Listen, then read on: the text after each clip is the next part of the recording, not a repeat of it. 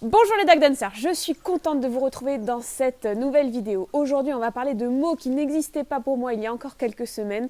C'est le refus d'appât en autocontrôle. Vous allez assister à la première apparition en vidéo de Juliette et Chelsea sur un des tutos de Danse avec ton chien. Donc, c'est parti.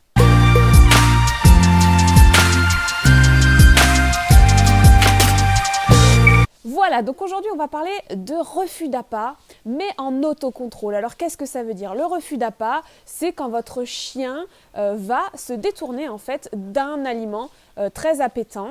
Il y a la possibilité de travailler le refus d'appât avec le fameux laisse ou tu laisses, où c'est nous qui donnons l'ordre au chien de ne pas toucher à l'aliment en question. Et puis il y a aussi le refus d'appât en autocontrôle, et c'est un refus d'appât d'autant plus intéressant parce qu'il aura une vraie importance dans la vie de tous les jours.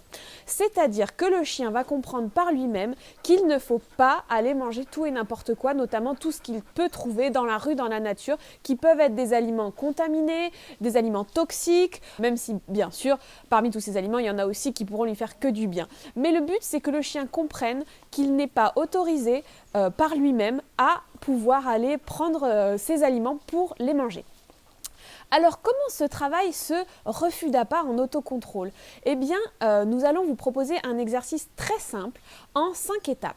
La première étape, ça va être donc de poser une gamelle avec de la nourriture délicieuse dedans. Peut-être commencer avec de la nourriture pas trop appétante au départ, et puis au fur et à mesure vous pourrez augmenter l'appétence du produit que vous voulez que votre chien ne mange pas tout seul. Donc cette gamelle va être au milieu d'une pièce ou au milieu d'un jardin par exemple, et donc vous allez avoir votre chien qui aura un harnais et une laisse. Le but du jeu pour vous humains, et ce qui est le plus compliqué pour la plupart d'entre nous, c'est de ne pas tendre la laisse par nous-mêmes ou de ne pas dire de mots. Tout doit se faire en silencieux, sauf pour récompenser le chien, ou bien sûr là vous pouvez dire oui, c'est bien, donnez la friandise. En aucun cas, vous ne devrez avoir une action de laisse. La seule chose que vous pouvez faire, c'est garder la laisse dans votre main et qu'elle se tende quand le chien s'en va par lui-même pour aller manger cet appât.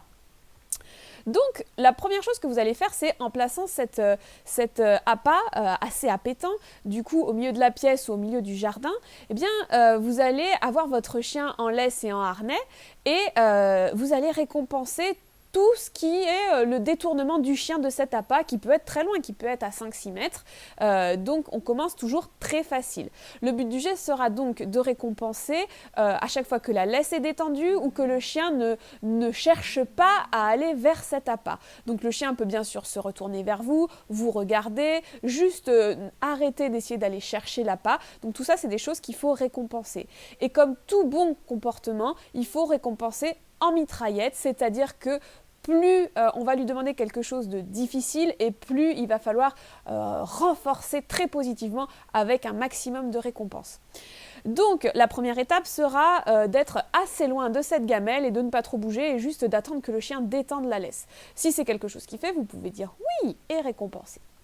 Ensuite, vous allez commencer à marcher, mais pas en allant droit sur cet appât qu'il doit refuser, mais bien en le contournant. À chaque fois que le chien va tendre la laisse, vous ignorez, vous attendez, et quand il détend la laisse, là vous pouvez récompenser. Quand le chien va se détourner spontanément de cette friandise, qu'il va faire quelques pas, qu'il va revenir vers vous, qu'il va vous regarder, vous allez récompenser en masse.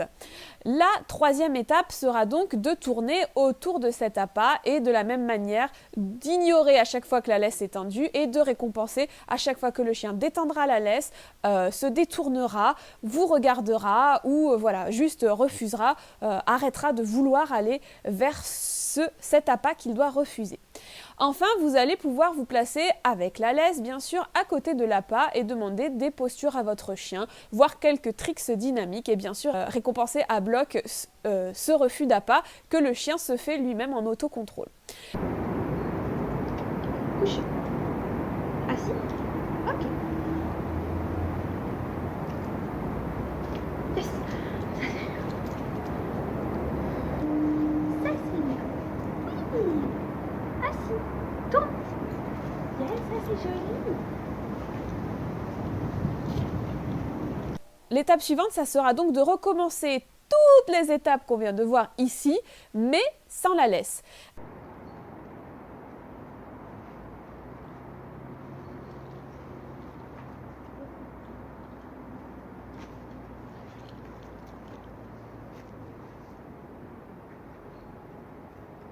Yes, bien joué, ça c'est bien.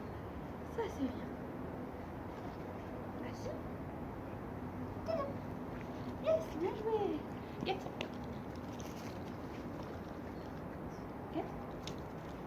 Get. Get. Yes, c'est bien. Assis. Couché. Yes. Tombe.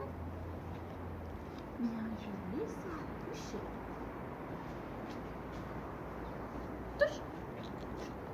La seule chose que vous pourrez faire en fait, donc toujours pas de parole, pas d'intervention physique de votre part sur votre chien. En revanche, vous pouvez, si votre chien va à la gamelle, poser votre main dessus et lui empêcher l'accès. Voilà, lui empêcher l'accès, mais seulement physiquement avec votre main seulement dans la gamelle. Voilà, pas toucher le chien, pas le repousser. Voilà, vraiment l'autocontrôle, c'est quelque chose qui fait réfléchir le chien et qui doit prendre la décision de par lui-même en comprenant si je vais à la gamelle, eh bien je n'ai pas de récompense. Si je ne vais pas à la gamelle, j'ai beaucoup de récompenses. Mon maître, il est content. J'ai des friandises, une pluie de friandises. Et donc, c'est bien ça. Ce qui fait qu'une fois que votre chien sera bien calé sur cet exercice, quand vous le baladerez en liberté dans des sentiers où éventuellement il y aura des petits bouts de pain ou des choses comme ça, votre chien aura appris à se contrôler de par lui-même et souvent il vous regardera avant de se donner l'autorisation lui-même d'aller à cette friandise. Donc c'est là où vous pourrez récompenser en masse cet autocontrôle et bien sûr ne pas lui donner l'autorisation d'y aller parce que sinon ça foutrait tout le travail en l'air. Mais bien récompenser le fait qu'il n'y aille pas pour pas qu'il soit lésé dans ce choix judicieux qu'il a réussi à faire.